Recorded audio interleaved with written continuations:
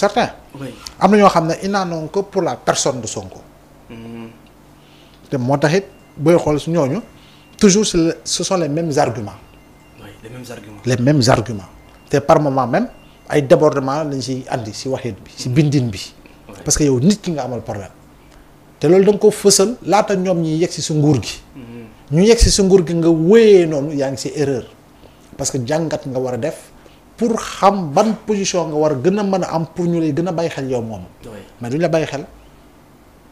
donc tu te transformes en opposant ces réseaux sociaux comme ni ko Mamour waxee la dernière fois. yaay communiqué yaay publier. waaw di partager. jël ay photo publier say photo bopp ak say kii publier tas ko si groupe WhatsApp bu journalistes yi. pour ñoom ñu reprendre ko. affaire bi tasaaroo.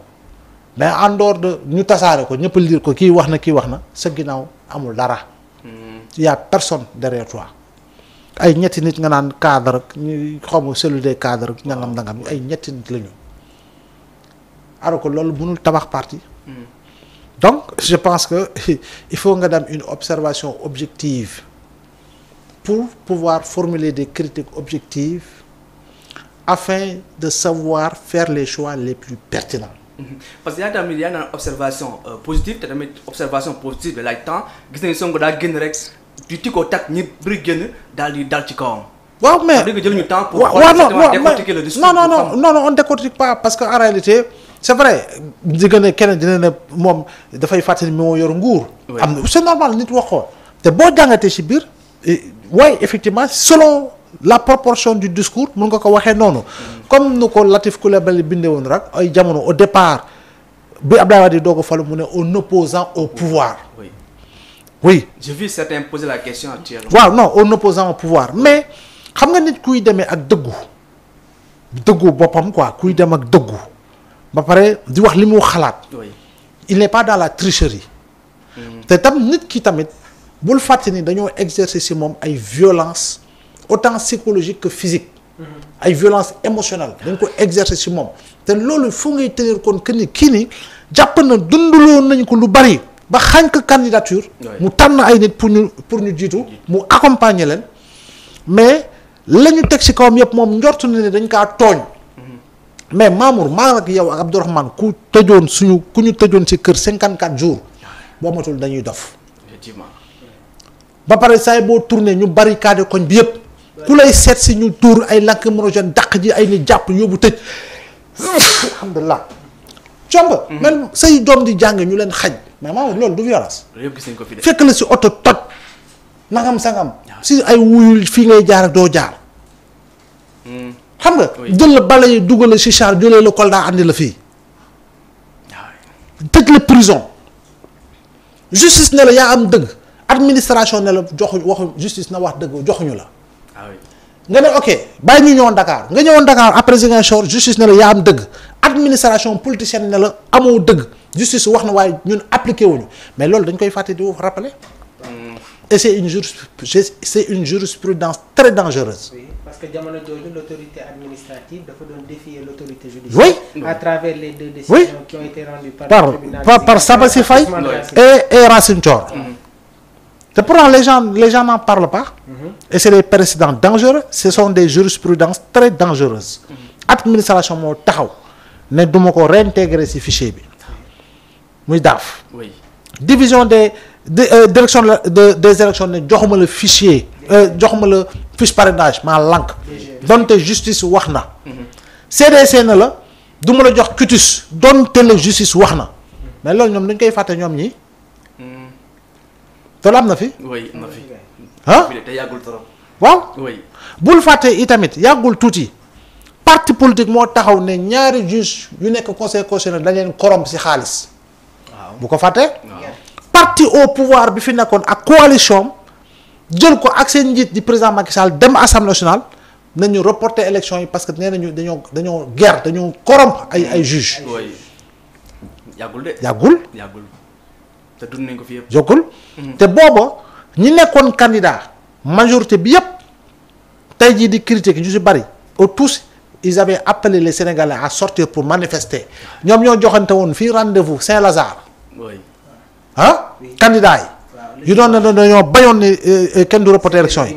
jour boobu y a eu 3 morts. qui est appelé à manifester. boobu ñaar ñi fi nekk nii ñu ngi prison. oui. waaye candidat yi nekkoon ci biti xam ni ñoom dañoo reporter élection yi ba pare ñu naan ay Karim du dugg ak du dugg. ñoom ils ont appelé les Sénégalais à manifester. jour boobu noonu il y a eu 3 morts. alors. fàtte xaju fi fàtte xaju fi foog que ñuy def l'addition des événements. pour avoir le bon résultat. lan la jàpp ne que professeur jamono ji mooy expliquer ce manque d'analyse réelle yi nga xamante ne dañ koy constater sur les acteurs politiques surtout yenn opposants. non parce que tout simplement ils s'opposent mënoo leen bañal ñu jël benn position mënoo leen ko bañal mais il faut que certains également leur rappellent certains faits. et ce système d'opposition est-ce que tamit ñun waruñu passer système d'opposition. non xam nga mënoo imposer kenn sa manière de s'opposer. mënoo ko imposer kenn quoi. léegi nag sénégalais yi. ñoom ñooy xool stratégie bi ndax baax na la ngay wax ndax xam-xam la fii ku waxul xam-xam gars yi du ñu déglu la ngay dérouler ndax yaa ngi koy teg ci ay stratégie ku déroule stratégie ba mën a fexe sénégalais yi nga am adhésion doo du jàll ak yeneen fii dama ne doo jóg rek ne sump nga doo jóg ne sidéem nga doo jóg ne dank la déedéet da ngay firndeel ni branche bii garab gii garabu sump la garabu sidéem la garabu dank la pour gars yi ñëw mën a witti mën a lekk waaye doo gis nag garab goo xam ne reenu senjañ la nga bëgg nga ne da ngay nax Sénégalais yi ne lii cerise la fekk reenu senjañ la non gars yi dañ la bàyyi dañ la déglu nii rek mais duñu bàyyi xel ci yow automatiquement quand on aura parlé aujourd'hui le soir, les gens l'ont oublié, ou le lendemain, les gens l'ont oublié pour passer à autre chose. Mais quand tu sais marquer ton territoire avec ce qu'il faut comme argument, ce qu'il faut comme stratégie, le lendemain, les gens ne se rappelleront pas, mais plutôt seront à tes côtés. Très bien. C'est important. Alors, nous avons eu Thiat Bouba Fad Fall Balago, nous avons eu El Hadji Gueye.